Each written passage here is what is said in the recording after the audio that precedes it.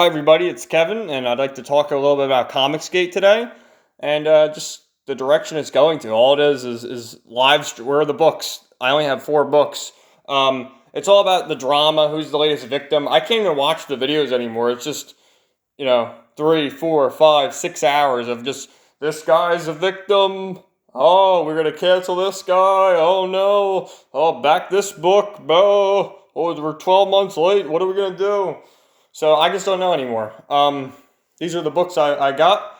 I didn't back Graveyard Shift back in the day, but I understand that one was on time, and I did back Volume 2 with the pack that had the original book and all the extras, so I look forward to getting that. I believe that's coming out in March. This is the first book I got. Trump Space Force came in. Thought it was pretty good at $25. Solid book.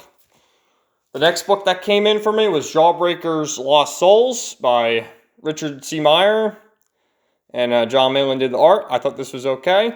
The first half with John Malin's art was great, and then it kind of was like, mediocre. But I did back God King. I liked the first part of the book. The art was great. And I backed God King. I look forward to reading that. I understand Chuck Dixon's working on a short story in it, so I look forward to reading that.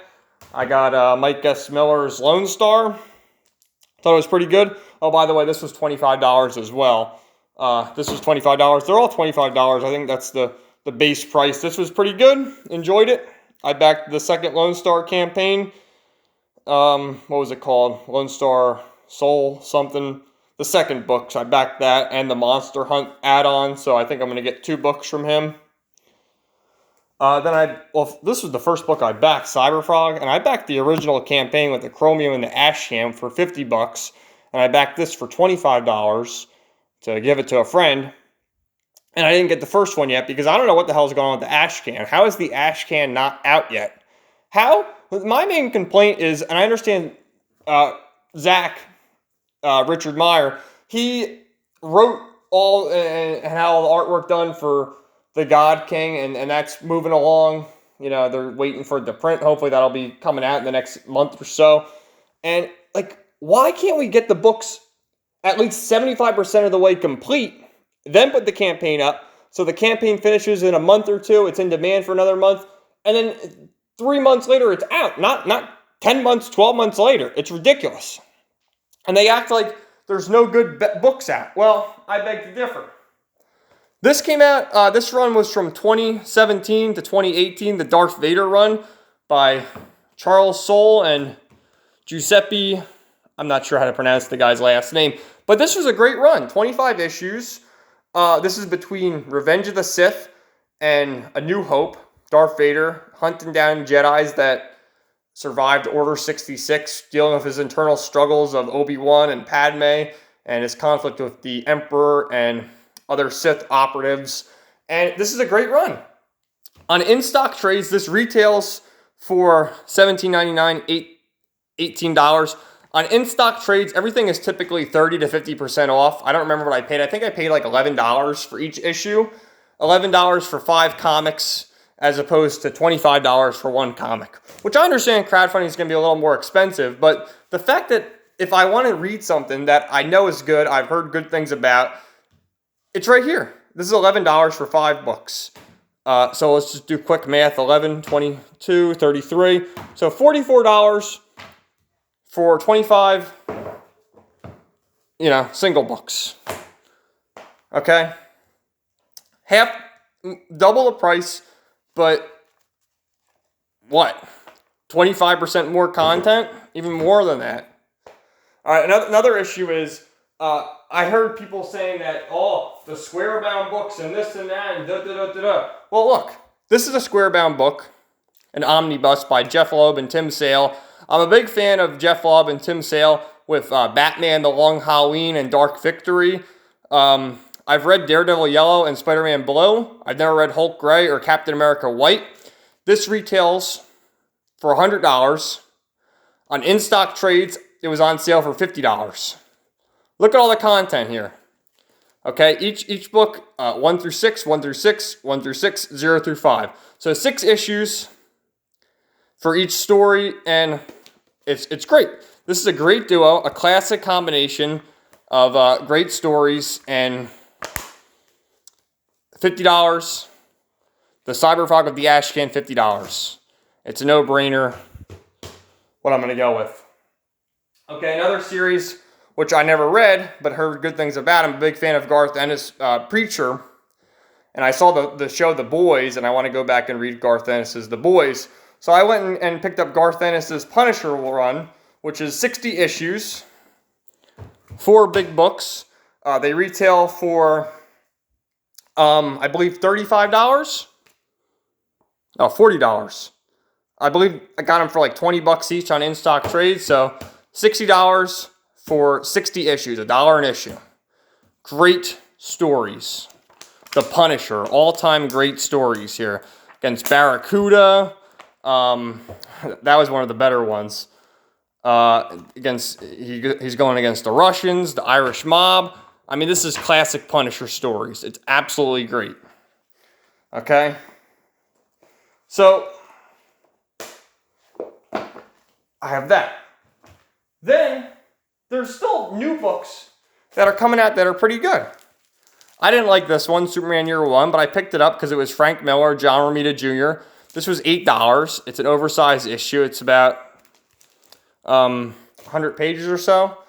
And then I've really enjoyed this Scott Snyder, Freudian slip, and Greg Capullo, Batman Last Night on Earth. This book came out in July. And this book came out in, I want to say, September. And then the third and final book in the mini-series is coming out in November. And this, I think, is only $6.